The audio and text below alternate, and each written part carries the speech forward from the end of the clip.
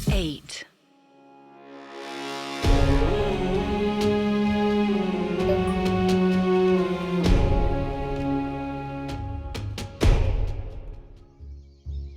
आचार्य चाणक्य अज्ञातवास वाली अपनी गुप्त कुटिया में लौट चुके थे। ये वही दौर था जब आचार्य चाणक्य के दिमाग में कई सारी बातें चल रही थी। इसी दौर में उन्होंने एक ऐसी बात के बारे में सोचा जो आगे चलकर चाणक्य नीति के रूप में याद की जाती है। उस समय के चाणक्य के इतिहास को पढ़िए तो पता चलता है कि चाणक्य को भ्रष्टाचार से भी काफी दिक्कत हुआ करती थी। इस बारे में चाणक्य ने कुटिया में टहलते हुए खुद से कहा था, मछलियां पानी में रहकर कब पानी पीती हैं, यह बता पाना बहुत मुश्किल है। उसी प्रकार राज्य को संभालने वाले लोग कब इसे लूटने की शुरुआत कर देते हैं, वो भी पता नहीं चलता है। इस भ्रष्टाचार से मुक्ति का एक साधन यह है कि अधिकारियों को एक ही विभाग में बहुत समय तक न रहने दिया जाए। इससे उनके स्वार्थ की पूर्ति को रोका जा सकता है। आचार्य चाणक्य अपने विचारों में मग्न भी थे और साथ ही साथ आगे की रणनीति भी तैयार कर रहे थे। इसी तरह कुछ दिन और गुजरते गए। कई किताबों में उल्लेख है कि चाणक्य मगध की व्यवस्था से काफी ज्यादा आहत थे, इसलिए अर्थशास्त्र में उनके अनुभव साफ तौर पर पढ़ने को मिल सकते हैं। उन्होंने चोरी, डकैती, जालसाजी की अर्थव्यवस्था में चर्चा की है। सरकारी अधिकारी किस तरह से राज्य का कोष खाली करते हैं, इसके 40 तरीकों को चाणक्य ने अर्थशास्त्र में बताया है। चाणक्य ने देश को चलाने के लिए एक ब्लूप्रिंट तैयार किया है। इस ब्लूप्रिंट में उन्होंने ज्यादातर ताकत न्याय व्यवस्था को दी थी। इन सब के साथ उन्होंने ताकत का बंटवारा इस हिसाब से किया था कि कभी भी किसी के पास भी जरूरत से ज्यादा शक्ति न हो। हम सबको पता होना चाहिए कि कौटिल्य के द्वारा लिखी गई अर्थशास्त्र केवल इकोनॉमिक्स की किताब नहीं है। ये एक देश को चलाने वाली किताब है जिसमें राजनीति से लेकर शासन व्यवस्था तक सबका जिक्र किया गया है। इस बात में कोई दो राय नहीं है कि जिस वक्त मगध के सैनिक चाणक्य की तलाश कर रहे थे, उस वक्त चाणक्य आगे की रणनीति बनाने के साथ साथ अर्थशास्त्र के बचे हुए हिस्से को भी लिख रहे थे। मुद्रा राक्षस नामक अंथेटिक सोर्स के अनुसार कौटिल्य ने अर्थशास्त्र लिखते समय मौर्य युग की राजनीतिक अर्थव्यवस्था पर टिप्पणी करते हुए खुद से कहा था, जिस प्रकार जीभ के आगे वाले भाग पर लगे शहद या विष को न चख पाना संभव है, उसी प्रकार सरकारी कोष से संबंध रखने वाले व्यक्ति के लिए यह असंभव है कि वो राजा की संपत्ति के छोटे से अंश का भी रस यानी फायदा ना उठाए। जिस दौर में चाणक्य ने ये सब बातें रखी थी, उस दौर के मगध में वास्तव में राज्य के पैसों की चोरी की आदत दिन प्रतिदिन बढ़ती जा रही थी और भ्रष्टाचार के विरुद्ध लड़ाई उतनी ही कमजोर पड़ती जा रही थी।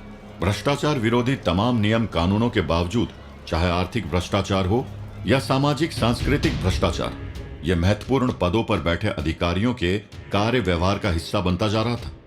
वो ऐसा सोचते थे कि थोड़ी सी चोरी से क्या ही फर्क पड़ता है, लेकिन उन्हें पता होना चाहिए कि वो राज्य की चोरी करके अपने ही घर को बर्बाद करते जा रहे हैं। तब चाणक्य की सोच थी कि भ्रष्टाचार को रोकने के लिए एक अच्छे वातावरण की आवश्यकता है, जहां पारदर्शिता, खुलापन, निर्भीकता, निष्पक्षता और न्यायपूर्णता का मूल्य हो। हमें इसे बढ़ावा देना चाहिए। किसी भी राष्ट्र को बचाने की जिम्मेदारी सभी की है। इस बात से पता चलता है कि चाणक्य हमेशा से भ्रष्टाचार के खिलाफ थे। उन्होंने इसी भावना को अर्थशास्त्र में डालने की कोशिश की थी। जैसे आज के समय में कई लोगों के मन में, खासकर जवान लोगों के मन में सवाल आता है कि हम चाणक्य के बारे में क्यों पढ़ें या फिर उन्हें क्यों याद रखें। इसका सीधा सा यही जवाब है कि हम सभी को चाणक्य को उनकी कमाल की शानदार स्ट्रेटेजीज के लिए याद रखना चाहिए और उनके बारे में पढ़ना चाहिए। रणनीतिकार यानी कि स्ट्रेटेजिस्ट और अर्थशास्त्री यानी इकोनॉमिस्ट आचार्य चाणक्य के एक नीति शास्त्र की रचना की है। अपनी नीति शास्त्र में उन्होंने जीवन के हर पहलू के बारे में विस्तार से बताया है। अपनी इन नीतियों के जरिए आचार्य चाणक्य ने मनुष्य को जरूरी और कड़े संदेश भी दिए हैं। चाणक्य की नीतियों के जरिए कोई भी इंसान अपने जीवन को बेहतरीन बना सकता है। सिर्फ यही नहीं, आचार्य चाणक्य की नीतियां इतनी कारगर है, आज भी व्यक्ति को किसी भी परेशानी या मुसीबत से निकालने में मदद करती है। आचार्य चाणक्य ने अपनी नीतियों के बल पर एक साधारण बालक चंद्रगुप्त को मगध का सम्राट बना दिया था। इसी के साथ ही चाणक्य की जिंदगी में वो मोड़ आने वाला था जब उनकी ऑफिशियल मुलाकात उनके भविष्य के शिष्य चंद्रगुप्त से होने वाली थी। अज्ञातवास की अपनी गुप्त कुटिया में लौटे चाणक्य को कुछ दिन बीत चुके थे। अमावस की गहन काली रात आई। आचार्य चाणक्य ने खुद से कहा, मैं भविष्य के राष्ट्र के ऊपर काफी विचार विमर्श कर चुका हूं। अर्थशास्त्र का लेखन जारी रहेगा, परंतु इसे तभी प्रजा के उपयोग में लाया जा सकता है जब एक चक्रवर्ती सम्राट की तलाश पूरी हो जाए। इसके लिए मैं और अधिक विलंब नहीं कर सकता। मुझे अति शीघ्र ही ताज से मिलने के लिए वेश बदलकर प्रस्थान करना होगा। अमावस की काली रात का ही वो समय था और उसी रात मगध में दीपावली का पर्व भी मनाया जा रहा था। सारा मगध उस रात दीपकों की रोशनी से जगमगा रहा था। धीरे धीरे जब सभी प्रजावासी सोने चले गए, मगध की हवा में केवल दीपक की रोशनी की सुगंध महसूस हो रही थी। उसी समय चाणक्य की अज्ञातवास वाली गुप्त कुटिया का दरवाजा खुला। उसी कुटिया से एक साधु हाथ में लाठी लिए हुए खांसते हुए बाहर निकला। उस साधु ने गेरुए रंग की चादर से खुद को ढक रखा था। वो चलते चलते राजपथ और मंत्रियों के भवन की तरफ बढ़ रहा था। चलते चलते वो साधु वृद्ध हो चुके अमात्य शक्टार के भवन के सामने जाकर रुका। उस वेशभूषा में कोई आम साधु नहीं, बल्कि खुद आचार्य चाणक्य थे। उन्होंने ऐसा रूप इसलिए बनाया था क्योंकि धनानंद के सैनिक उन्हें पहचान न सके। साधु के वेश में आए चाणक्य ने वृद्ध शक्टार के द्वारपाल से कहा, हे पुत्र, मुझे अमात्य शक्तर से मिलना है। बाबा, ये रात्रि का काल है, कृपा करिए और प्रातः काल आना। इस समय अमात्य राक्षस विश्राम कर रहे हैं। साधु के वेश में आए चाणक्य को यह बात पसंद नहीं आई। उन्होंने द्वारपाल को तीखी नजरों से देखा और कहा, पुत्र, इसी क्षण प्रस्थान करो और अमात्य शक्तर के समीप जाकर कहो कि उनसे मिलने कौटिल्य आए हैं। आचार्य चाणक्य को अच्छे से पता था कि धनानंद के सारे सैनिक चाणक्य की तलाश कर रहे हैं। कौटिल्य नाम केवल शक्तार को ही पता था। एक साधु को इस तरह अपना नाम कौटिल्य बताकर आदेश देते हुए देख द्वारपाल थोड़ा सा डर गया। वो तुरंत बिना समय गवाए वृद्ध शक्तार के कक्ष की तरफ भागा और उनके कानों में कहा,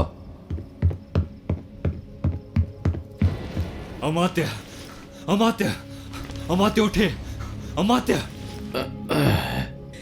क्या हुआ पुत्र? इतनी रात्रि को तुम यहाँ?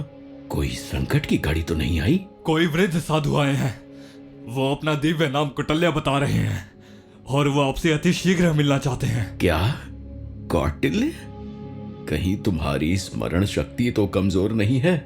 कौटिल्य और इस क्षण? कौटिल्य नाम सुनते ही वृद्ध हो चुके अमात्य शक्तार बुरी तरह से घबरा गए। उन्हें वो काली रात याद आने लगी जब 30 साल पहले कौटिल्य के पिता चाणक्य भी आधी रात को ही अमात्य शक्तार से विचार विमर्श करने के लिए मिले थे। और उस रात के बाद चाणक्य और शक्तार की जिंदगी भी पूरी तरह से काली हो गई थी। अब अमात्य शक्तार काफी वृद्ध भी हो चुके थे। उन्हें चाणक्य की धनानंद के दरबार में ली हुई प्रतिज्ञा भी याद थी और उन्हें यह भी पता था कि चाणक्य को धनानंद के सिपाही दिन रात ढूंढ रहे हैं। ऐसे में चाणक्य का खुलेआम अमात्य शक्तार से मिलने आना दोनों के लिए चिंता और मुसीबत की घड़ी ला सकता था।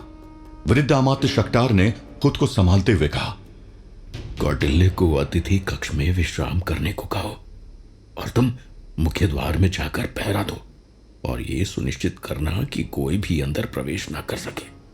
स्मरण रहे कि ये काल संकट काल का है। तुम्हें अति सावधानी से मुख्य द्वार की रक्षा करनी होगी। द्वारपाल के मुंह से कौटिल्य नाम सुनते ही वृद्ध अमात्य शक्तार को मंत्री कात्यायन की याद आ गई और वो दृश्य उनके दिमाग में घूमने लगा जब उस काली रात के बाद मंत्री कात्यायन ने बालक विष्णुगुप्त और आज के चाणक्य का नाम कौटिल्य रखा था।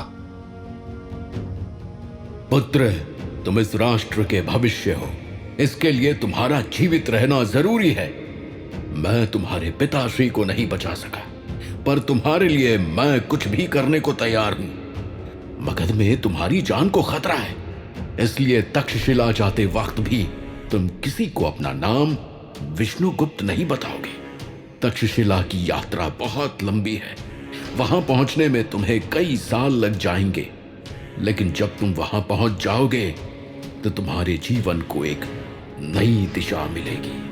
तुम कुटिल नीतियों के धनी हो, इसलिए आज से तुम सभी को अपना नाम कौटिल्य बताओगे। वृद्ध अमात्य शक्टार उस दृश्य के बारे में सोच ही रहे थे कि पीछे से उनके कानों में एक आवाज आई। उनका ध्यान भंग हुआ। उन्होंने आवाज को और ध्यान से सुना तो उनकी आंखों से आंसू छलक पड़े। आखिर किसने दी थी वृद्ध अमात्य शक्टार को पीछे से आवाज? वृद्ध शक्टार के साथ ये होने वाली मुलाकात कहां लेकर जाएगी चाणक्य की गौरव गाथा? और भी एक बड़ा रोचक मोड़ आना बाकी है।